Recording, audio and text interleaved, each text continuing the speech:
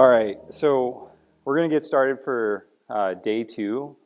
One, I just want to say thank you everyone for being here today. I greatly appreciate it. Welcome back. Um, and we look forward to the second part of the Water and Health Summit. I hope you enjoyed yesterday's uh, seminars and panels and discussion. Yesterday we did a lot talking about, what is some of the issues and what are some of the potential solutions to the issues.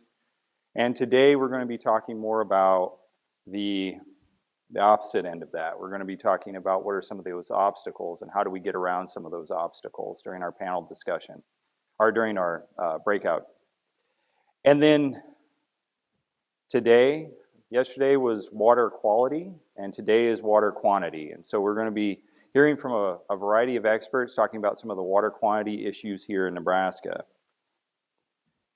And so, and then what are some of our pathways moving forward, next steps? And, I was thinking about it as I was driving up this morning, and I was thinking of, some of these challenges that we face and how do we potentially overcome some of these challenges and what does that potentially look like? And the first person I thought of was Jon Snow. How many of you have heard of Jon Snow? How many of you are thinking of the Game of Thrones Jon Snow? Yeah. So Jon Snow, there's two Jon Snows, but the Jon Snow that I'm referring to is the physician that was in London in the early 1800s.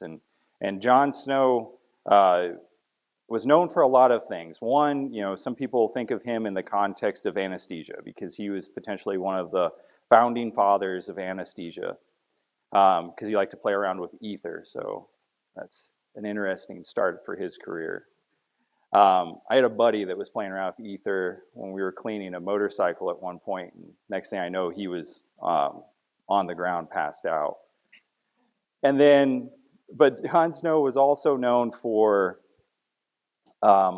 potentially being the founder of public health or epidemiology. And the reason that Jon Snow is thought of in that way is that back in the early 1800s, there was a cholera outbreak or a number of cholera outbreaks that happened in London.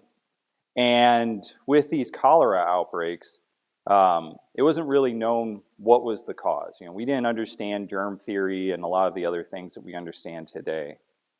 But Jon Snow had a map of all the outbreaks or cases of cholera across the city. And when he was looking at where all these cases are, he noticed that he could kind of pinpoint a bullseye to where those cases were occurring. What he was actually able to do is realize that it was probably coming from a well, a little hand pump well that was in the city.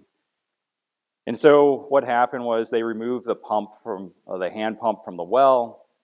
People weren't able to access water. And the simple story would be, well, then that's how they potentially stopped a cholera outbreak. But that's not how it worked. It was much more complex than that. There was political situation that evolved around it. People were upset that they didn't have their water. People didn't want to also believe that it was potentially because there was a cesspool right next to their water source, and so that fecal matter was potentially transporting into that water. And so the situation became much more complex, and so they put the pump back on the well, and there was like a whole back and forth about this whole situation. And it wasn't until after Jon Snow was dead that they were actually able to determine that, it probably was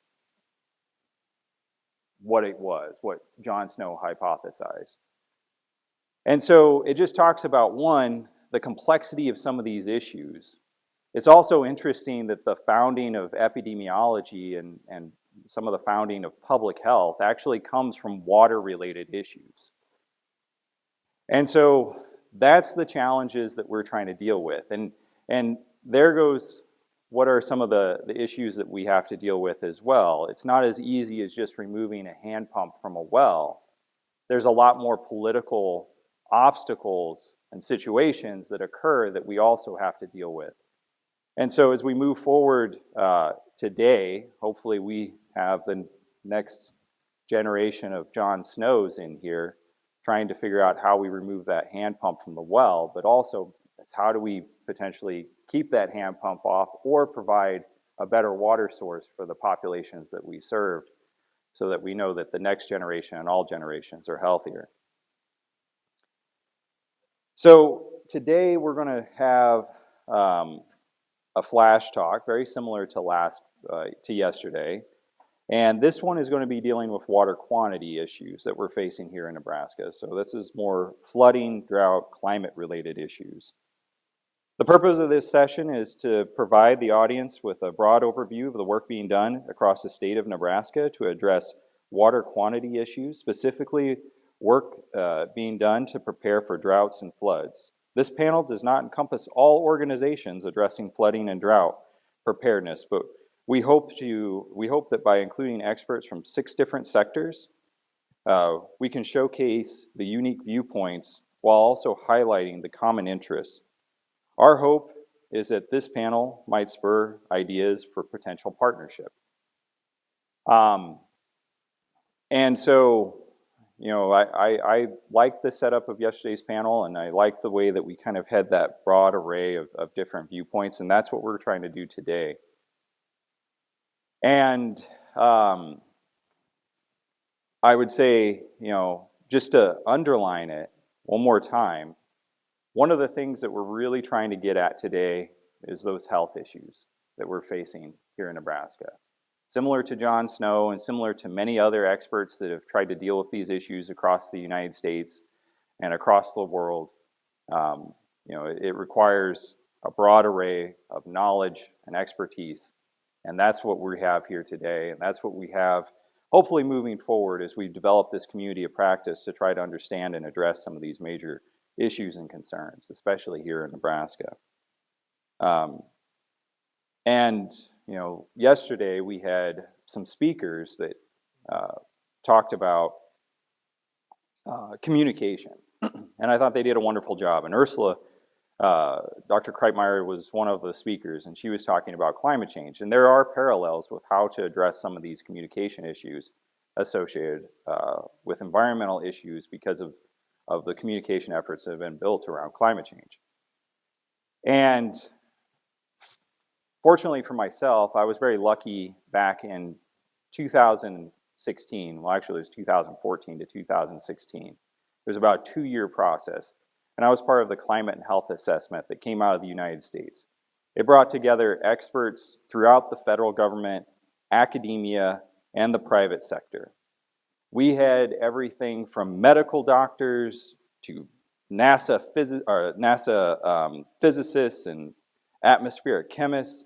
We had public health experts, we had nurses, we had the whole gamut of people on this and working on this report. It was a huge effort, and it was a complicated effort. And the reason I bring this up is because of the diversity of expertise that we have in this room and the diversity of expertise that we've had over the last couple days. And the importance of it was to try to get all of this expertise. So we had people from the Defense Department, we had people from HHS, CDC, NASA, NOAA, EPA, every federal institution. And when we were going through this entire process to create this assessment, which was also, I always joke that it was one of my favorite experiences and one of my worst experiences I'd ever been a part of. Because you had to constantly go through these high-level reviews where it was like the National Academy of Sciences, and then instantaneously you're trying to address those comments, and the next thing you know, here comes comments from you know, public comments or from the White House or from wherever it potentially was. And so it was a complicated thing, but I was really proud of what we created when it was all said and done.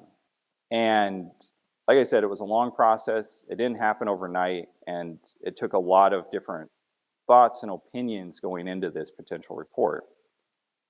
And that's what I see with building of this, is building the foundation for something similar of trying to address the water-related issues that we have here in Nebraska.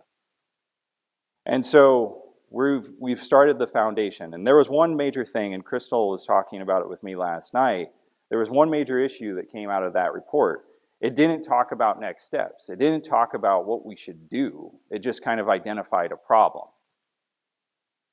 That's where I'm hoping we can get at today, is start trying to identify the solutions to some of those problems.